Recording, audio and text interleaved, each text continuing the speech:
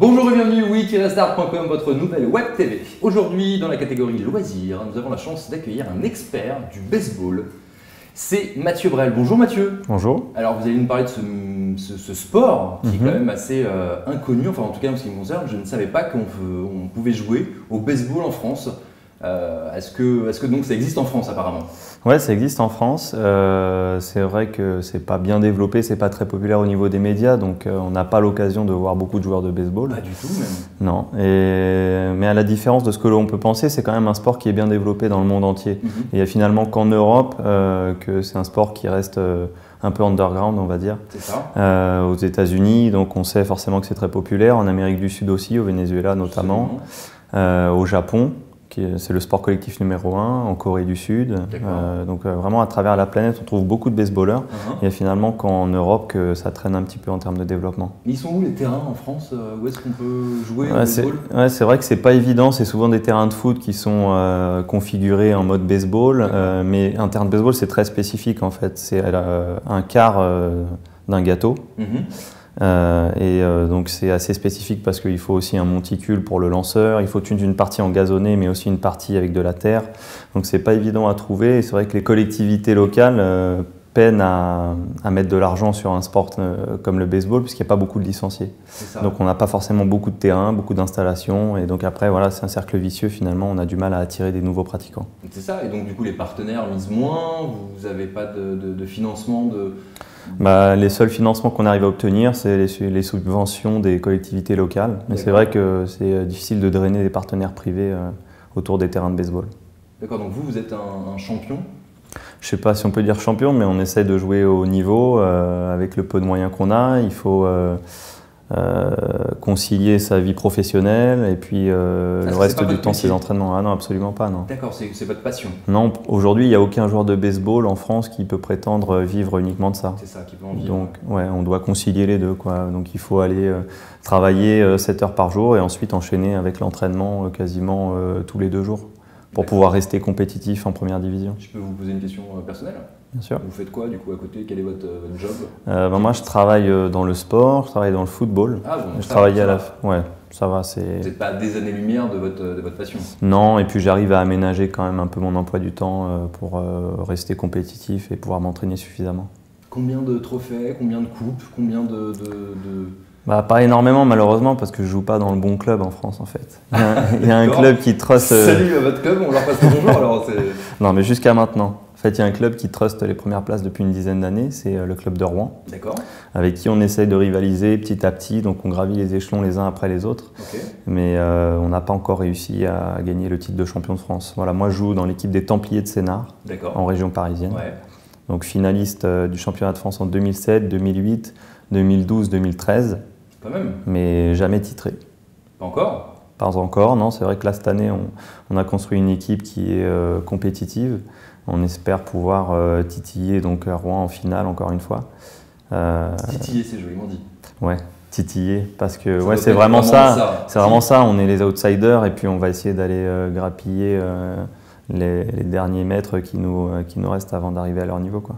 D'accord. Est-ce qu'on pourrait comparer ça au football américain, qui n'existe pas finalement? Non, c'est pas vraiment comparable. Non, pas du tout. Là, le principe, je pense que tout le monde a pratiqué la tech quand il était plus jeune, au collège. Donc le principe, c'est de faire le tour des bases. Il y a 4 bases pour marquer un point. Voilà, ça c'est la règle de base. Et donc il y a 2 équipes qui s'opposent, une équipe en défense, qui est censée rattraper les balles qui sont frappées, et une équipe en attaque, qui est censée frapper hors de portée des défenseurs. D'accord, très bien. Et est-ce qu'une femme peut y jouer ou est-ce que oui, bien sûr. Réservé qu'aux hommes? Donc il y a une discipline qu'on appelle donc le baseball, sa discipline de base, mais ils ont créé une alternative pour les filles qui s'appelle le softball, qui est joué sur des distances un peu plus courtes pour faciliter l'accès en fait. Donc c'est une discipline qui est réservée aux filles mais qui peut aussi se pratiquer en mixte.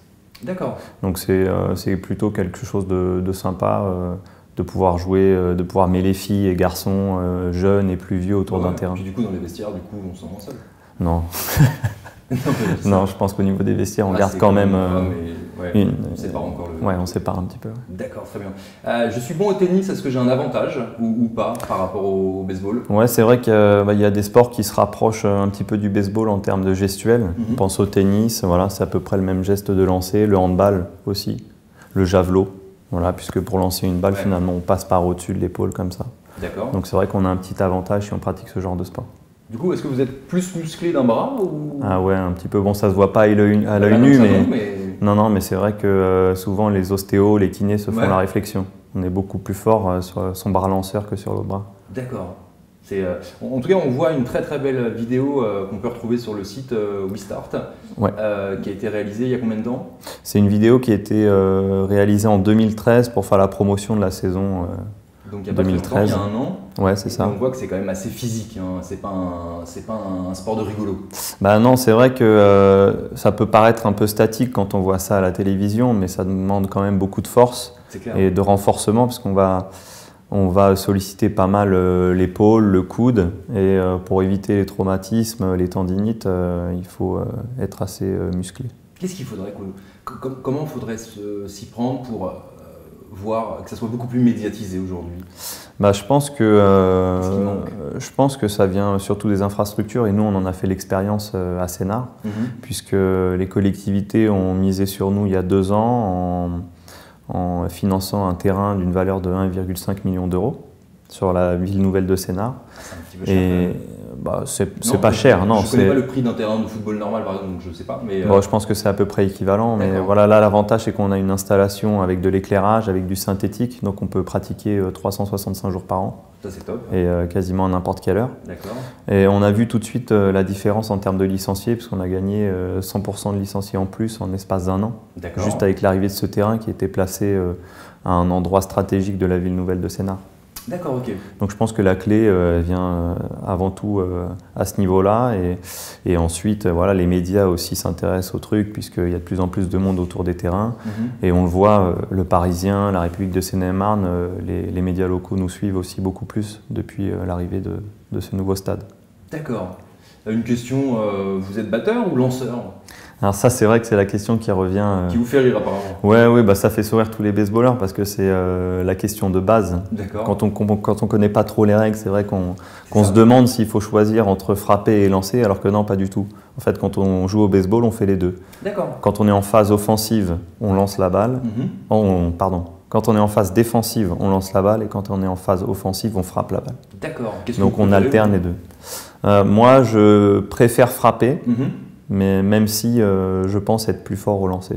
C'est vrai que ça peut paraître bizarre, mais c'est beaucoup plus intéressant de frapper, c'est beaucoup plus jouissif, entre guillemets, quand on réussit à frapper correctement une balle plutôt que l'aspect défensif. D'accord. Du coup, prochain match, où est-ce qu'on peut vous retrouver? Vous avez un site, on peut vous suivre? Ouais, toute l'actu est dispo sur le site du club, templier au pluriel, -du6 sénart.com. D'accord. Et là, vous avez le programme de toute la saison. On joue entre le mois d'avril et le mois d'août. Ouais. La saison se déroule entre le printemps et l'été.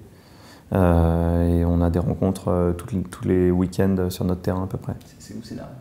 Sénart, c'est à proximité d'Évry, à peu près à une trentaine de kilomètres au sud-est de Paris.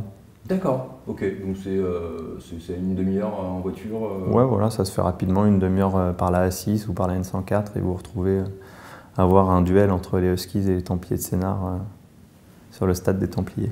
Et si vous êtes emménagé dans le 77, plus particulièrement à côté de Melun-Sénart, eh bien, contactez Mathieu si jamais vous voulez devenir baseballeur professionnel comme lui et taper comme ça, faire des trucs de dingue. Eh bien voilà, à très vite sur WeStart. Salut, ciao, c'est bon là.